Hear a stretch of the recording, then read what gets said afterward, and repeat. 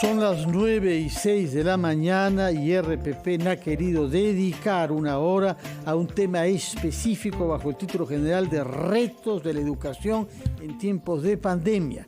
Para eso contamos con la presencia aquí en la sede de RPP de una especialista en políticas sociales y desarrollo, como es la antropóloga Norma Correa, profesora de la Universidad Católica.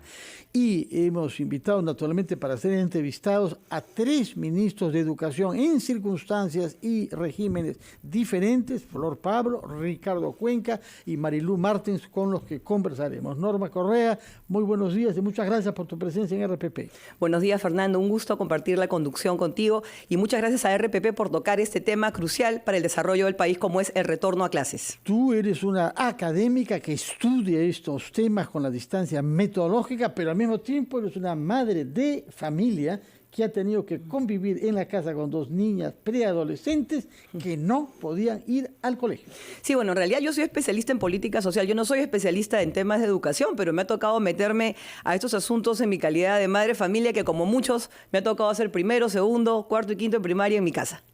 Vamos a hablar entonces a ver qué nos dice, en primer lugar con la exministra y actual congresista Flor Pablo, quien fue ministra desde marzo del año 19 hasta febrero del año 20, es decir, justo antes de la pandemia, Señor Flor Pablo, muy buenos días y gracias por estar en RPP un día feriado como hoy. Fernando, Norma, muy buenos días, muchas gracias por tocar este tema y aprovechar que seguramente mucha familia nos está escuchando, profesores, maestros, y poder tratar de la urgencia que significa volver a clases. Dígame, por favor, ¿por qué estamos entre los últimos países de la región a regresar a las clases presenciales? Mira, creo que hay un reto y es un cambio de enfoque, ¿no? Yo creo que el enfoque tiene que ser un enfoque obligatorio. Creo que hemos hablado todo este tiempo, de eso que las normas no lo dicen, de que era un retorno progresivo, voluntario, flexible, todo eso es correcto. Pero creo que al señalar y subrayar lo voluntario, hemos asumido todos como sistema que efectivamente es un tema voluntario y nuestra voluntad a estas alturas es que menos del 5% es el retorno frente a países, en realidad el que estamos en la cola en América del Sur, somos los últimos en retorno, el que nos sigue está en 60%, que es Colombia, imagínate, ese es el indicador en el que estamos. Y creo que el voluntario tiene que ser efectivamente para familias que tienen situaciones médicas, de salud, o para algunos profesores, personal que tiene alguna comorbilidad, pero en general el sistema tiene que plantearse ya como obligatorio el retorno en la medida que hemos avanzado en la vacunación, que estamos, mira, hemos comenzado estos días con la vacunación de los adolescentes. Creo que estamos en condiciones distintas a cuando planteamos estas características del retorno a nuestro país. Flor, y en ese sentido, ¿consideras que el gobierno debe cambiar la meta que se ha propuesto para la reapertura de clases? La premier Mirta Vázquez ha señalado en la política general del gobierno que se proponen 99% de escuelas abiertas a julio del próximo año, del 2022. Si bien es una mejora de la meta previa, ¿cómo evalúas ese planteamiento? Creo que la meta en realidad es absolutamente conservadora, lo hemos dicho en el Congreso, yo estoy a cargo de la Comisión de Seguimiento al Plan de Emergencia. La meta anterior era efectivamente mucho más restrictiva y limitada, pero creemos que el retorno ya tiene que darse y debiéramos de plantear, porque una meta es hacia donde el punto de llegada, y el punto de llegada debe ser que el 2022 estamos todos en clases en marzo, pero para eso no tenemos que esperar a marzo, tenemos que tener ya metas para este año de cuántos colegios van iniciando, porque hay que ir también probando los protocolos y ganando en confianza en la propia comunidad educativa. O sea, tiene que haber una meta ya para este año, como lo han planteado algunas regiones, y una meta también para el verano, porque creo que así como hay que cambiar de un enfoque de voluntario obligatorio, nuestro enfoque de equidad tiene que estar muy presente.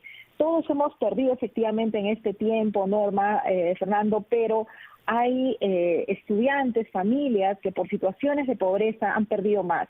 ya se habla y se tiene data nominal de más de 240.000 estudiantes que han interrumpido sus estudios, de una cantidad similar en riesgo de dejar la escuela. Entonces, estamos hablando de 500.000 de estudiantes que están en una condición absolutamente crítica. Entonces, tenemos que tener un enfoque para ellos y no podemos pues esperar hasta marzo, por ejemplo, en el caso de ellos del 2021. Tenemos que comenzar ya, se ha comenzado de hecho con una serie de acciones del ministerio, pero todo termina siendo muy chico el esfuerzo respecto al tamaño de la brecha y de la exigencia, y creo que por eso es que tenemos que, y de verdad yo agradezco mucho a RPP que esté poniendo este tema y poniéndole la alerta del retorno urgente y de efectivamente incrementar la meta, poner metas también inmediatas a cumplir, y no solo a nivel nacional con un liderazgo fuerte, sino los gobiernos regionales, los gobiernos locales, porque también tiene que haber un enfoque territorial, porque una cosa es la pandemia acá en Lima y otra cosa en cada una de nuestras regiones. Entonces tiene que haber un liderazgo compartido de las autoridades políticas. Y justamente sobre ese tema, Flor, ¿no? Sobre el rol de los gobiernos regionales. Hemos visto en estos días absolutamente de todo, ¿no? Por un lado, el señor Mesías Guevara asumiendo una posición de claro liderazgo y promoviendo la apertura para el primer día útil de noviembre de las escuelas habilitadas en Cajamarca. Y por otro lado, tenemos el caso del gobierno regional de San Martín con una postura francamente sorprendente en la cual hasta no solamente prohíbe, sino el documento que han sacado amenaza con penalizar a los docentes que van a enseñar. Entonces, ¿por qué encontramos tanta diferencia en la forma como los gobiernos regionales están manejando esto y qué hay que hacer para que tengamos un horizonte común? Creo que aquí, Norma, es importantísima la rectoría del Ministerio de Educación, de plantear justamente, yo espero que en los siguientes días el ministro de Educación pueda tener una reunión con todos los gobernadores regionales y plantearles que cada uno plantee una meta, pero no es una meta contemplativa, no es una meta de decir, bueno, lo que ha dicho lamentablemente las autoridades en San Martín, el director regional, ¿no? O sea, poniendo como excusa una posible tercera ola cuando ni siquiera las autoridades de salud lo señalan. Creo que el Ministerio de Salud, el Ministerio de Educación, discúlpame, tiene que tener ahí un liderazgo y una reunión urgente de dar línea y decirle que la educación es descentralizada en nuestro país. Es decir, hay un rol rector del ministerio, pero son los gobiernos regionales que tienen que también asumir una responsabilidad. Yo estoy en Cajamarca y conversando con el gobernador regional, él tiene toda la actitud que creo que tienen que seguir el ejemplo de los otros gobiernos regionales, ¿no? De trabajar de la mano con el sector salud y ir planteándose como meta el retorno inmediato. Y creo que aquí hay otro tema que siempre se dice, que las escuelas no todas están habilitadas. Es cierto, no todas las escuelas públicas están en condiciones, y es que aquí hay que cambiar nuestro esquema, pero siempre hay un espacio físico en el distrito, en la localidad, donde podemos retomar la presencialidad. Hay que cambiar nuestro esquema. Si la escuela no está en buenas condiciones, veamos qué otros espacios hay en el distrito, en la localidad, donde podamos recuperar la presencialidad. Entonces creo que ese trabajo territorial, distrital, comunal, tiene que ser liderado por el gobernador regional, por los alcaldes y, por supuesto, con un liderazgo claro desde el ministerio, desde el ministro de Educación en este momento. Tomamos nota de su énfasis, Flor Pablo, en los 3 niveles de Estado que deben comprometerse para garantizar un retorno cuanto antes a las clases. Falta precisar cuándo cree usted posible que esto sea. Yo le ruego que se quede en línea. Vamos a ir a una breve pausa, escuchar a los anunciantes de RPP y tomaremos contacto con algunos colegas suyos que han sido también ministros de Educación.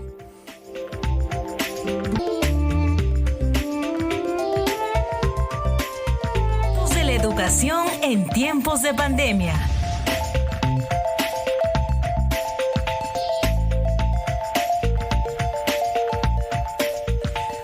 Buenos días, nos encontramos en RPP La Voz del Perú, en este programa especial de retos de la educación en tiempos de pandemia dedicado al tema de la reapertura de escuelas. Como sabemos, Perú es uno de los últimos países de la región de América Latina y del mundo en abrir escuelas, ¿no? Y para conversar sobre este tema tenemos un panel de lujo. Acabamos de estar con la exministra y congresista Flor Pablo y le damos la bienvenida al exministro Ricardo Cuenca. Buenos días, Ricardo. Muchísimas gracias por acompañarnos.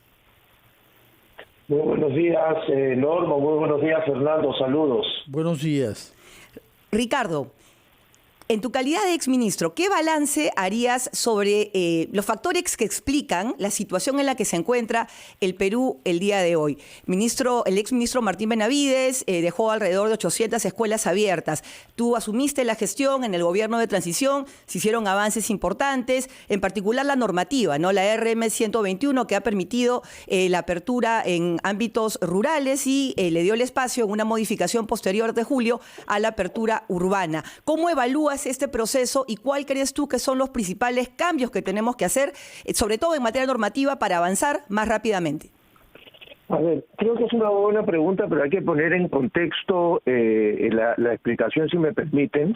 Efectivamente, durante la gestión del ministro Benavides hubo un piloto de 800 escuelas que se abrieron y que permitieron tener las bases para luego tener listo la estrategia que diseñamos y publicamos el 9 de marzo, ¿no? ¿Por qué lo digo? Porque entre el 9 de marzo y el 27 de julio hubo 2 modificaciones de la normativa que tenían que ir con lo que desde el principio se diseñó, es ver cómo se comportaba la segunda ola. La segunda ola empezó la primera semana de marzo, llegó a su pico más alto hacia finales de marzo, por eso es que las clases, la semipresencialidad empezaba en abril, y de ahí en adelante empezaron a verse las aperturas sobre la base de esta orientación de contagios comunitarios, que era lo que habíamos decidido. Dicho esto, ¿por qué? Porque esta situación es una situación muy compleja, la de apertura de clases, que no debe suponer 2 procesos que lamentablemente han sucedido y están sucediendo ahora. Uno tiene que ver con la discrecionalidad, no puede estar sujeto a la discrecionalidad, por eso hay que tener una estrategia y una planificación, y además no puede estar sujeta a la polarización, que es lo otro que ha sucedido. Cuando uno mira lo que sucede en las posiciones, es tan inválido decir que no se abre nada porque los colegios son fuentes de contagios, como decir de otro lado que hay desidia de las autoridades. Eso no nos conduce a nada. Entre el 19 de abril, Fernando, Norma, y el 19 de julio, es decir, en 4 meses pasamos de tener 19 escuelas abiertas a tener casi 4.000 escuelas abiertas. Y esto porque había que sentarse a conversar y porque jamás hay que renunciar al diálogo. Pero para ello hay que crear condiciones.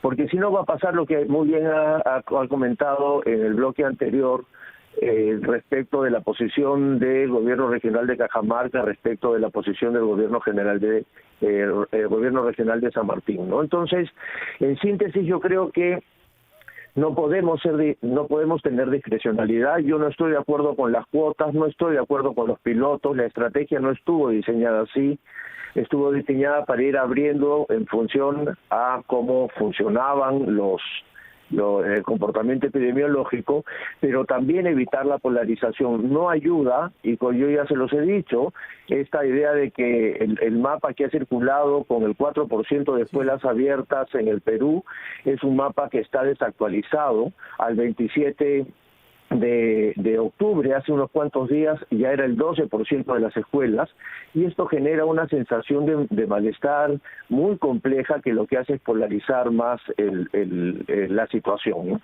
Sí, gracias por estas precisiones. Es importante saber que estamos entonces en 12% y no 4%, según el señor Ricardo Cuenca. Flor Pablo, quería regresar un instante con usted y preguntarle su reacción antes de hacerlo igualmente a Ricardo Cuenca respecto a lo dicho por el funcionario de Banco Mundial para Educación, señor Saavedra, quien ha sostenido que para adelantar el retorno a clases hace falta modificar los currículos y el calendario. ¿Se ha avanzado algo en este campo? ¿Qué es lo que se puede hacer para que estas 2 condiciones se cumplan? Y no estar contando solamente con marzo, sino eventualmente, como usted lo sugirió, antes de esta fecha. Mira, aquí hay un tema muy importante que es el tema pedagógico, ¿no? Creo que ahorita estamos hablando, hay varios elementos. Uno es volver, efectivamente, no quedarnos en esta estrategia solo de la virtualidad, sino pasar efectivamente a la estrategia semipresencial. Ahí el tema normativo creo que no es el problema, más allá que siempre se puede ir actualizando, como bien lo ha explicado el exministro Ricardo Cuenca. Pero ahí hay un asunto importante, además de volver, es el tema para qué volvemos, ¿no? Y creo que ahorita no estamos dimensionando todo el tema de la salud mental, de la salud socioemocional. Pues tenemos que pensar que para una situación de emergencia, para una situación como la que hemos estado, prácticamente vamos 2 años de una modalidad educativa distinta, tenemos que pensar efectivamente un currículum también para ese contexto, ¿no? Y ahí creo que hay todas unas orientaciones para un currículum contextualizado a cada zona. Y acá creo que viene una etapa muy importante como reto para esta gestión, ¿no? Y es trabajar con los gobiernos regionales por una estrategia que venga ahí sí con orientaciones nacionales, regionales, por supuesto, pero de empoderamiento de los maestros, ¿no? De los maestros de cada una de las instituciones educativas, porque vamos a tener en cada aula escenarios muy distintos de algunos niños en las escuelas públicas que no han podido acceder a ningún tipo de educación, o algunos que han accedido a través del material impreso, o algunos que han logrado conectarse a través del WhatsApp con sus profesores, otros que habrán visto el Aprendo en Casa desde la televisión nacional. En general, escenarios distintos que hacen diferentes momentos en los que va a estar cada niño, cada niña, cada estudiante. Entonces creo que aquí viene el reto de la diversificación, de contextualizar, pero sin perder de foco que lo que tenemos que lograr, en primer lugar, es recuperar todas las capacidades vinculadas al tema socioemocional, al tema afectivo, porque si cada uno de nosotros nos hacemos la pregunta de qué recordamos de nuestra escuela, de nuestra educación, y en realidad nuestros recuerdos están muy marcados por las experiencias personales, con nuestros maestros, con nuestros estudiantes que hemos vivido. Y esas experiencias son experiencias que no se han dado en todo este tiempo. Entonces creo que algunos padres hace poco me decían, sí, pero están regresando al colegio a jugar, a hacer arte, deporte, ¿no? En algunas conversaciones, y yo les explicaba el valor de esas actividades. Y creo que hay que no vayamos otra vez a caer en que el valor del retorno está en el conocimiento de las áreas, de las disciplinas, ¿no? Que es importante, por supuesto, matemáticas, comunicación, por supuesto, leer y escribir en los primeros grados es uno de los grandes desafíos, pero creo que hay que poner un currículum muy centrado en el tema de las experiencias, del desarrollo socioemocional, sobre todo en los primeros meses, en las primeras etapas de este retorno, y luego mantenerlo de manera transversal junto con todo el desarrollo ya curricular. Y también recordar que no vamos a volver a una modalidad como antes, ¿no? de la pandemia. Va a tener que ser una modalidad mixta, híbrida, como le denominan algunos, y creo que estamos frente a una nueva forma de educación en nuestro sistema educativo. Claro que sí. Tenemos pendiente la respuesta, Norma, del señor Cuenca. Sí, muchas gracias. Bueno, un saludo a Flor, por supuesto, también. Hola, Ricardo. Hola. Yo creo que es bien importante lo que menciona Flor respecto al tema pedagógico.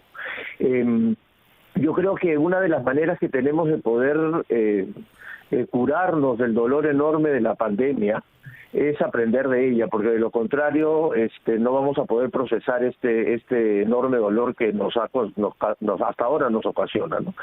Y algo de eso lo acaba de mencionar Flor, y estoy de acuerdo en la idea de ir pensando cómo tenemos que ir transformando este sistema educativo de tal manera que efectivamente regresemos mejor de lo que estuvimos. El énfasis en los aprendizajes que durante tantos años, me refiero a los aprendizajes curriculares, concentró el interés del sistema educativo, y que es absolutamente válido, no es suficiente. Por ejemplo, ahora se ha mostrado que trabajar aspectos socioemocionales en las escuelas, que trabajar valores, como por ejemplo el ejercicio ciudadano en las escuelas, resultan ser temas fundamentales de la educación que tienen que tener un papel mucho más protagónico junto con el aprendizaje de las matemáticas, de la lectura, de la historia, de la química y de las demás materias disciplinares, porque de eso se trata la discusión, de ver cómo efectivamente recuperamos la educación para la formación de ciudadanos que, siendo adultos en el futuro, puedan construir una mejor sociedad y un mejor país, ¿no? Entonces, eso supone ajustes curriculares, por supuesto, didácticos, por supuesto, de calendarios de trabajo, por supuesto, pero para ello, insisto, tenemos que tener las condiciones para poder tomar estos acuerdos, las mejores políticas públicas, y eso lo sabe Norma, son aquellas que tienen una decisión política detrás, que tienen un excelente trabajo técnico por delante, pero que sobre todo son legítimas socialmente, porque esa es la manera que se vuelvan sostenibles en el tiempo, ¿no? Tomamos nota entonces de esa triple exigencia: condiciones reunidas, legitimidad social y un objetivo definido claramente por anticipado. Permítanos ambos exministros ir a una breve pausa. Vamos a incorporar después de ella a la exministra Marilú Martens y mantener esta conversación dirigida a que los ciudadanos, padres de familias y también maestros comprendan por qué es importante crear las condiciones para un retorno cuanto antes a clases presenciales. Veremos cómo se puede definir ese cuanto antes, pero por lo pronto vamos a una breve pausa y los anunciantes de RPP.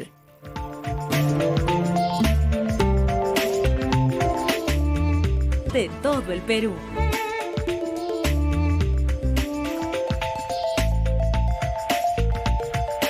Son las 9:36 e incorporamos a nuestro diálogo sobre retos de la educación en tiempos de pandemia a la exministra Marilú Martens, a la que doy la más cordial bienvenida a RPP. Muy buenos días, señora Martens.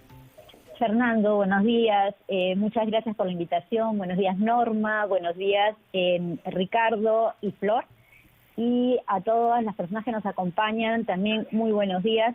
Y pedir disculpas, lamentablemente estoy con limitaciones de conectividad y no he podido prender la cámara. Se la oye muy bien y son las ideas las que nos importan, señora Martens, y sobre todo sus ideas sobre el tema básico. ¿Por qué el Perú ha tomado tanto retraso en el retorno a clases presenciales y qué impide, desde el punto de vista normativo, institucional, financiero, político, que podamos adelantar el retorno a clases para diciembre, por ejemplo, haciendo los cambios curriculares y de calendario que preconiza su predecesor Jaime Saavedra?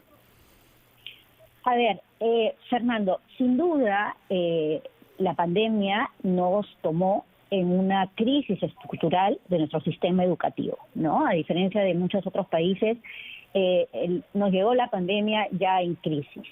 Entonces, esto puede ser parte, ¿no?, de las reacciones que necesitamos para poder asegurar un derecho fundamental, que es el servicio educativo a nuestros estudiantes.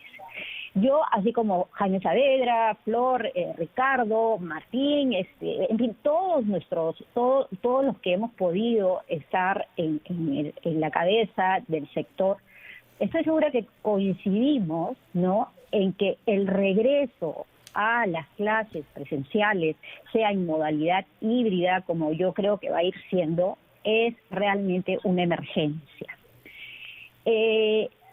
Reaccionamos rápido como país, implementamos un sistema educativo con 3 escenarios, fue bueno, además hubo una convocatoria de toda la sociedad y cooperación para poder implementar un servicio educativo, ¿no?, que respondiera a la necesidad del momento.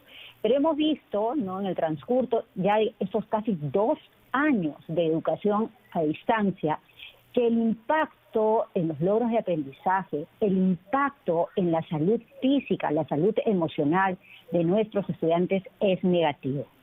Se publica este decreto de urgencia en el que se declara el sistema educativo peruano en emergencia en el segundo semestre del 2021 y el primer semestre del 2022, ¿no? Y ahí el primer punto es este retorno a clases.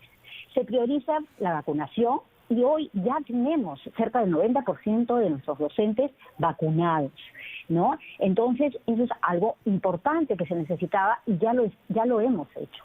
Se necesitaban asegurar protocolos de bioseguridad, ¿no?, que las escuelas contaran, además, con estaciones de lavados de manos, con mascarillas, con ventilación apropiada, con la infraestructura que respondiera a lo que asegurara un retorno a clases con estas condiciones. También se necesitaba, y ya está, esas coordinaciones intersectoriales entre, por ejemplo, Ministerio de Educación y Ministerio de Salud, donde hubieran protocolos en casos de presentaran algunos casos de contagio, cómo se iba a responder desde el Estado a estas acciones. Entonces, yo sí exhorto, Fernando, a través de este espacio tan importante, a las autoridades, al Ministerio de Educación, que es el ente rector, ¿no?, a que lidere un regreso, un retorno a clases. ¿Para cuándo, señora Martens? ¿Para cuándo está exhortando usted este retorno? Mira, yo te diría para ayer. Para ayer. Bueno, vamos a ver qué dicen los otros ministros, Norma. Sí, y justamente en esa línea, ¿no?, considerando la urgencia de este retorno, ¿qué debe cambiar? ¿Qué debe cambiar para garantizar que la mayor cantidad de niños tengan la oportunidad de reconectarse con sus aulas al más breve plazo? Recordemos que la gran mayoría de estudiantes del Perú no pisa la escuela desde diciembre del 2019. Flor Pablo, desde tu perspectiva, ¿qué es urgente que cambie el Ministerio de Educación o promueva de manera particular para transformar esta realidad? Mira, yo voy a recuperar acá un planteamiento de Ricardo Cuenca, ¿no? Y es el tema de la no polarización. Nosotros venimos, en general, como país, mira, frente a un cambio de gobierno, una situación muy compleja, y esa situación también afecta nuestras relaciones y se traslada a espacios incluso más pequeños como la escuela, ¿no? Entonces creo que como el colegio, creo que es muy importante el generar los espacios de diálogo, no polarizar. Desde el nivel nacional, que tienen que juntarse el ministro de Educación con los gobernadores regionales, con la acción intersectorial, y eso mismo en las regiones.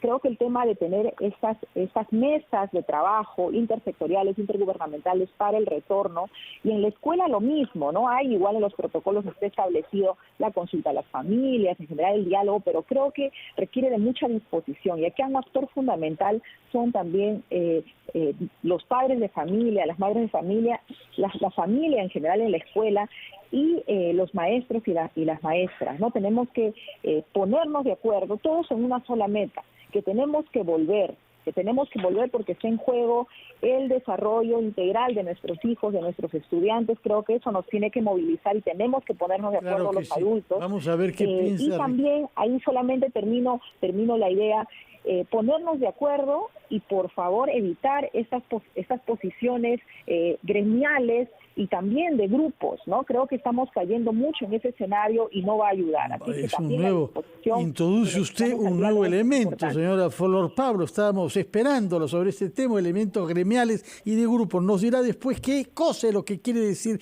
exactamente con esos elementos, pero por el momento tiene la palabra sobre este mismo tema el exministro Ricardo Cuenca. Muchas gracias, Fernando. Yo quiero, además de saludar a Marilú también, retomar algo que ella dijo que creo que es bien importante para entender las razones de las demoras, ¿no? Y que tiene que ver con la crisis educativa en el país y cómo por algún momento pensamos que nuestra situación educativa era mejor de la que hemos tenido.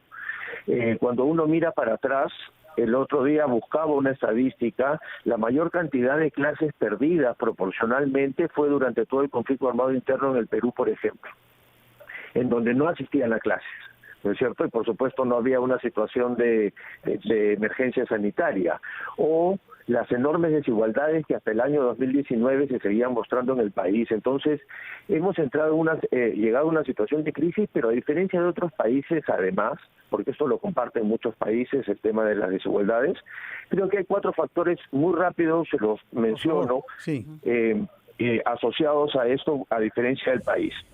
Uno tiene que ver con el miedo y el temor con el que las familias empezaron, que es verdad que se ha ido perdiendo poco a poco. Sí. A razón de que hemos sido el país uno de los países con mayor número de muertos por habitantes, de fallecimientos por habitantes. Segundo, el contexto político, ¿no es cierto? Hemos tenido un quinquenio con 4 presidentes, un quinquenio con 8 ministros de educación, y por lo tanto eso también genera estabilidad. Una debilidad enorme en los gobiernos regionales, no es así que tenemos creo que 4 o 5 gobernadores regionales con procesos judiciales. una burocracia muy debilitada, ¿no es cierto? Los funcionarios tienen una serie de temores, algunas veces justificados, para poder efectivamente actuar en consecuencia de lo que las normas dicen. Entonces, termino diciendo que hay un conjunto de condiciones estructurales y de contexto, no solo educativos, que impiden este interés corporativo asumado que acaba de mencionar Flor, también es verdad, que impiden que esto sea tan rápido, y por eso la solución tiene que ser, insisto, el diálogo. El diálogo, de acuerdo, pero nos dirá, por favor, después de una breve pausa, cuán rápido ese diálogo puede dar resultados, porque aparentemente todo el mundo quiere ahora, pero algo está impidiendo. Vamos a ir a una breve pausa, escuchar a los anunciantes, y después escucharemos también al exministro de Educación, Martín Benavides.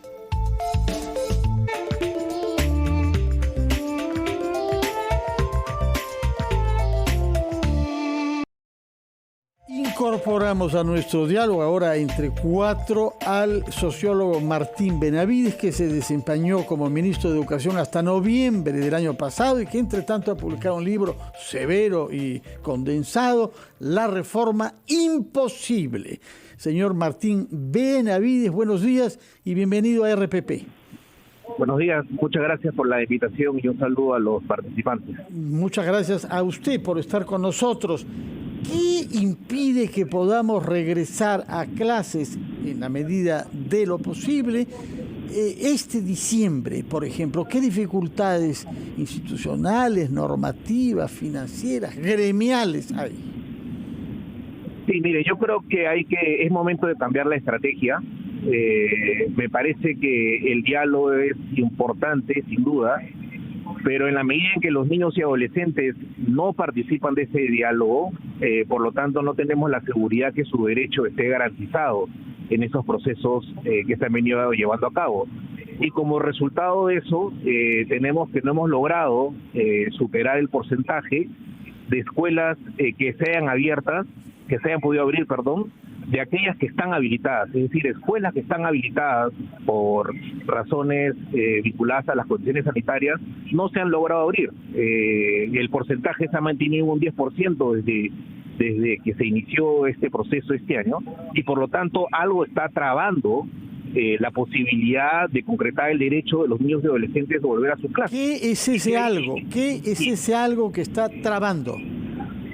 Yo creo, porque la verdad que no hay mucha evidencia sobre el tema, pero uno podría suponer que en esos procesos de negociación se están hablando de cosas que no necesariamente tienen que ver con el objetivo concreto, que los niños y niñas vuelvan a las clases porque están listas las condiciones sanitarias. ¿Y cuáles son esas otras cosas sobre las que se puede estar hablando que perturban y retrasan? Podrían haber demandas reivindicativas, podrían haber intereses distintos al que simplemente los niños puedan volver a las clases. Y en ese escenario yo creo que el cambio de la estrategia tiene que ver con pensar distinto el proceso, ¿no? Hay que recordar que el año 2020, cuando inició la pandemia, el Ministerio de Educación tuvo que pensar de manera diferente. Eso significaba que si es que antes las clases se dedicaban fundamentalmente a través del servicio presencial, tuvimos que mover a todo el sistema de la semipresencialidad. Y lo hicimos en 3 semanas, obviamente con las limitaciones del caso, que ciertamente es importante siempre mencionar, pero se movió el sistema hacia una manera del servicio de manera diferente. Es momento ahora de regresarlo, de pensar al revés, ¿no? Justamente en esa línea, exministro Benavides, ¿no? Creo que nos da una apertura interesante para esta última ronda de contribuciones, ¿no? Tenemos que cambiar el chip en el Perú, ¿no? Estamos en una situación trágica en la educación y esto es una situación, una tragedia, que la califico en ese término, que tenemos que resolver con el soporte de toda la sociedad. Entonces quisiera ahora darle la palabra a Marilú Martens para que nos comente, Marilú, soluciones para ti, más allá del tema del consenso, que obviamente es importante. ¿Qué soluciones concretas tenemos que ver en los próximos días, las próximas semanas, para que este tema avance? Mira, Norma, yo he tenido la oportunidad, de verdad, la privilegiada oportunidad de escuchar a profesores, directores y padres de familia. Ya no he escuchado directamente a los estudiantes por, la imposibilidad de la distancia. Pero ¿qué escucho? profesores, directores quieren regresar, pero necesitan primero esta decisión y definición del ente rector, que es el Ministerio de Educación, ¿no? Aquí se ha hablado de que no debe haber discrecionalidad y que la excepción debe ser por casos muy particulares y sustentados. Entonces, primero se necesita esa definición del ente rector, que es el Ministerio de Educación, que ya declaró la educación en emergencia, pero la meta no es pues la que el país y nuestros estudiantes, que deben ser el centro de todos nuestros esfuerzos, necesitan. Que las clases comiencen ya y que esa sea la meta, que para inicios del 2022 asegurar que el 100% de los estudiantes regresen con las condiciones, porque también hay que asegurar las condiciones de bioseguridad que eso requiere. Que las escuelas cuenten con centros de lavados de manos, mascarillas, ventilación, protocolos de cómo debe de manejar. De acuerdo. Esto para inicios del 22. ¿Cuándo es inicios del 22? Mira, ¿qué mes? Fernando, en el calendario escolar solemos, ¿no?, que es algo que tú planteaste, que citaste, que Jaime Saavedra había dicho, repensemos el currículo, la pertinencia del currículo y repensemos también el calendario escolar que tenemos en el Perú, con una geografía, un clima tan diverso. Entonces, el inicio escolar puede ser en marzo, pero eso no quiere decir que no podemos aprovechar estos otros meses, ¿no?, que son cruciales para el desarrollo, para la salud de nuestros estudiantes, que otra vez, reitero, son el centro y deben ser el centro de todos los esfuerzos. Muchas gracias. Flor Pablo, usted tiene experiencia de la gestión del Ministerio en pandemia a los inicios. Nos ha dicho el señor Cuenca que en 3 semanas se habilitó toda la estrategia de enseñanza a distancia. ¿Por qué necesitaríamos más de 3 semanas para regresar a lo que ya sabíamos hacer antes? Un saludo a Martín, a Marilú. Creo que efectivamente, bueno, a quien le tocó emprender todo este cambio, este giro que ha comentado, es a Martín Benavides, y creo que se reconoce todo este esfuerzo de la aprender en casa, de pasar a un esquema presencial, a un esquema a distancia, y creo que cada quien luego ha seguido Ricardo Cuenca. Creo que cada quien en su momento ha dado un impulso, ¿no? Pero acá en este momento lo que nos está faltando es un impulso al retorno, ¿no? Y creo que pasan por varias situaciones, ¿no? Una es el tema normativo de la legalidad, está, más allá que siempre haya que ir ajustándolo a los nuevos escenarios porque no salimos todavía del escenario de emergencia. Pero creo que vuelvo a la primera idea que planteé, el hecho de haber dado un enfoque voluntario, ¿no?, al inicio, que efectivamente, pero lo voluntario creo que se confundió, porque la norma no habla de que es voluntario para los trabajadores del sector educación, es voluntario para las familias, ¿no? Pero además era un escenario donde la vacunación no era el nivel y porcentaje que tenemos ahora tenemos más del 85% de vacunación en el sector educación, entonces tenemos que pasar a un enfoque de obligatoriedad, no de discrecionalidad, de que si quiere un actor, si quiere un colegio, si quiere una región, vuelve, ¿no? El enfoque de retorno tiene que ser un enfoque de obligatoriedad. Entonces, el tiempo corre, lamentablemente. Y todos tienen que poner de su parte, ¿no? Y creo que ahí, para comenzar, los profesores, directores, funcionarios de la DRE, la SUGEL, son funcionarios públicos. Gracias, muchas gracias, Flor Pablo. Tienen que volver. Le corresponde hablar ahora a Ricardo Cuenca, antes de que Norma Correa nos saque algunas conclusiones de este diálogo. Adelante, Ricardo Cuenca. Gracias. Sí, un saludo a Martín que se incorpora al panel. A ver, el objetivo es volver a clases, no hay ninguna duda, y a eso hay que lograr cuanto antes, ¿no es cierto? Pero hay que hacerlo. Yo jamás voy a renunciar a la idea de sentarse a conversar con los gobiernos regionales para ver cómo sacamos adelante. La mejor demostración de que las condiciones básicas están, más allá de los ajustes que se deben hacer, es que hay regiones, como por ejemplo Cajamarca, en donde han tomado la decisión de volver, porque desde el año 2020 y durante el 2021, es decir, en las gestiones de Martín y en la mía, se le ha entregado presupuesto a los gobiernos regionales para que pueda, y a los directores escolares, para hacer uso de los mecanismos que tiene el Estado para poder avanzar. Entonces, yo creo que hay que sentarse allí, tratar de buscar por cuáles son las razones claras por las cuales no se quieren abrir, porque las condiciones son favorables, el marco permite ese regreso, ver si son cuestiones corporativas, si son temores, y tratar de darle una solución a cada uno de esos puntos tal cual lo hemos venido haciendo. Y sobre todo darnos cuenta de algo, perdón Norma, un segundo, que creo que es fundamental y que lo mencionó Marilú y Flor de alguna manera. En el sector de educación desde el año 2011 acá hemos aprendido a que independientemente de quienes hayamos sido los ministros o ministras, se sostienen políticas y creo que eso debería continuar. Gracias Ricardo, gracias Marilú, Flor, Martín por sumarse a este diálogo, la verdad muy honrados de contar con su presencia. Si rescatamos así una super síntesis, ¿qué necesitamos? Liderazgo claro del ente rector, Ministerio de Educación. 2, unidad de propósito de los gobiernos regionales, autoridades. 3, urgente actualización y mejora de la normativa para que responda a los aprendizajes acumulados y al momento epidemiológico que vive el Perú. Y yo diría un último punto, por supuesto que el consenso es importante y fundamental. Tenemos que hacer un consenso efectivo que funcione más rápidamente porque la educación es un servicio público esencial. Muchas gracias por su participación y por su sintonía. Yo creo que es un esfuerzo el debatir a fondo de estas cosas porque es lo que las familias y los niños merecen de recibir de nosotros. Muchas gracias por su sintonía. Quédense en RPP, la voz de todo el Perú.